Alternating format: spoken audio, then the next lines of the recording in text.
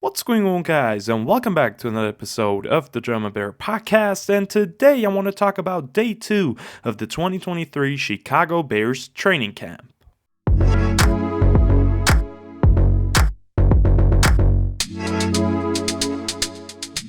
Today is the first recap episode of the 2023 Bears training camp after day one being closed to the public.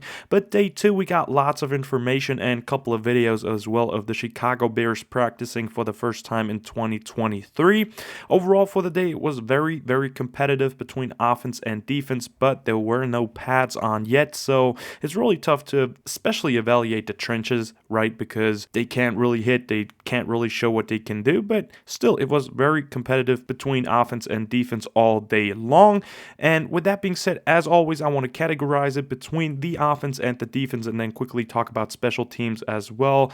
And yeah, I'm really excited to break this down for you guys. It's great to see the Bears once again on the field, see Justin Fields and all those ballers out there. And with that being said, let's get right into it and start off with the first category today, which is obviously all about the offense.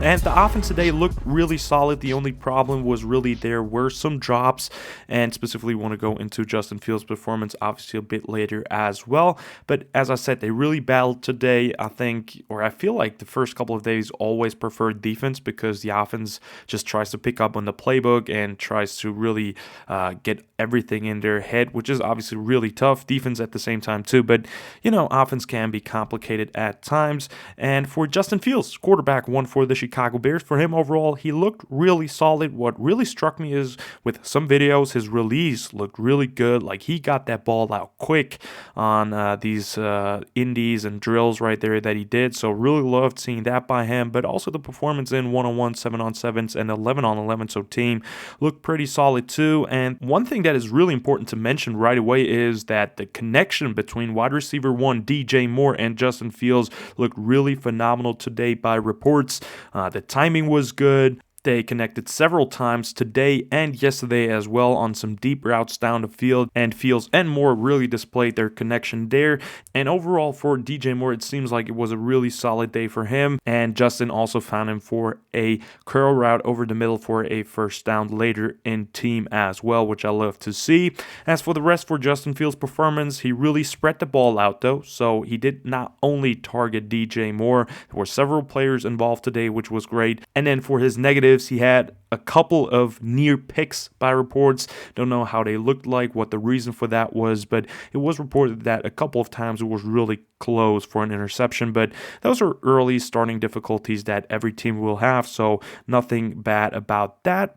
As for the wide receiver position, DJ Moore already talked about him. He had a really, really good day once again. Darnell Mooney did 7-on-7s today after doing 1-on-1s yesterday, so he's getting more and more action and getting involved into the offense slowly, which is great. And then Chase Claypool is a guy that I definitely want to mention today. I've heard his interview, which I thought was hilarious. Some questions that he's getting asked about work ethic and all that stuff. So really glad he could show out a little bit today. Had a real solid day through all phases. He had a drop though and made up for that, which I love, with a tough catch over the middle for a great play for his offense right there. And I love that. That's some mental toughness. That's for all the guys that say he don't have work ethic. Like, he showed it right there. Had a drop, made a mistake, made up for it for the next play. That's great mentality right there by Chase Claypool, and I wish him all the best for the rest of training camp, and I hope he balls out all year long. Would love that for him. And then two more wide receivers that I have to mention is, first of all, Tyler Scott, which is really great to hear. He beat the second string corners left and right and really just ran by them easily with his deadly speed. Like, he, by reports, looked really, really fast. Would love to see that by my own eyes, but sadly can't. But I'm really excited to hear that because I feel like Tyler Scott is going to have a really great, maybe a bit smaller of a role in 2023, but he's going to have a great role on that Bears offense in 2023, just being responsible for taking the top off a defense. And I feel like, as he already showed right now in training camp, he could be a really great weapon for the Chicago Bears to hide as a fourth wide receiver on the roster, which is great.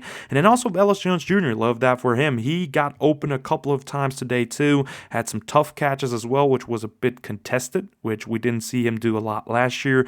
And he also got second team reps, which is great. Him getting an opportunity to at least compete for the backup spots. And I would love for Velus Jones Jr. to be on the roster. He's a guy that, with the football in his hands, could be very dangerous on screens. As a runner, he's really dangerous too on some reverses. So he will find his role on offense.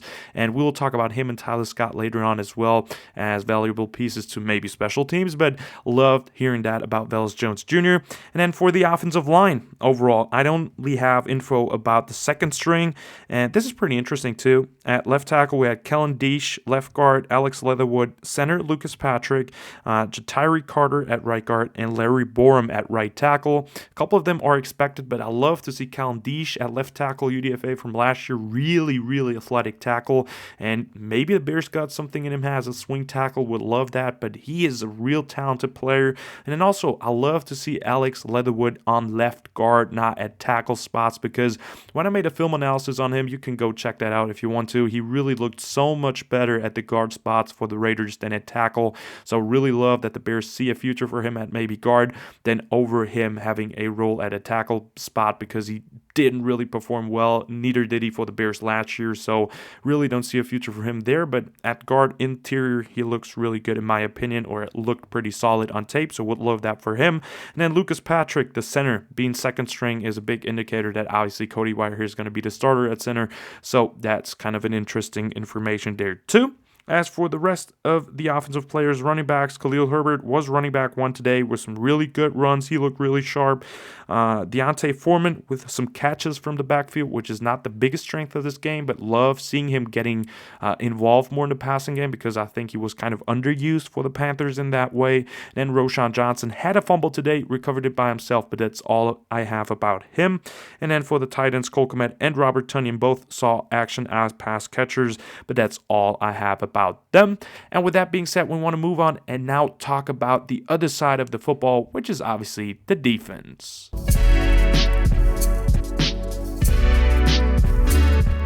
And by the reports, the defense looked really sharp today. One thing for the entire defense that was really apparent was that everyone was around the ball. Hits principle of Matt Eberflus preaches that there should be at least, I don't know how many, 5, 6, 7 tacklers around a ball carrier. And by reports, that was really, really the case today. As for the defensive line, DeMarcus Walker is one of the leaders, or emerges as one of the leaders for the defensive line, obviously after earning a couple of good money here for Chicago and being the primary pass rusher for right now. And he wreaked some havoc in the backfield a couple of times, and as I said, really showed some leadership.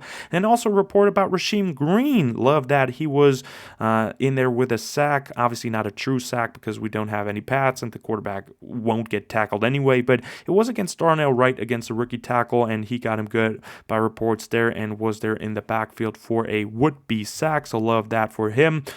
Don't love it that much for Darnell Wright, but he's a rookie. Some errors will occur. It's the second day of training camp, but love it for Rasheem Green.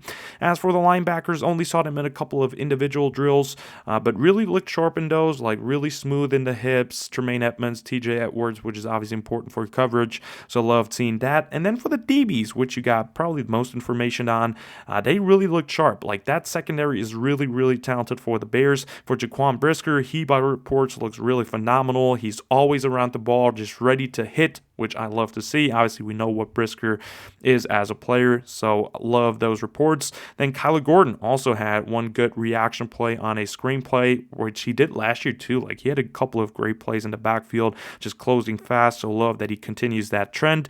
Then Tyrique Stevenson, the really talented cornerback out of Miami that we drafted this year in the second round, he gets first team reps, which I absolutely love, and he also gets targeted a lot by the Bears offense, but I think that's a great opportunity for him to learn. He obviously loses some reps. He also will win some reps, but it seems like he's always somewhat in the area with the coverage, which is a great indicator for him already. And then let's see what he can do against actual opponents, but love that he gets a lot of opportunities here.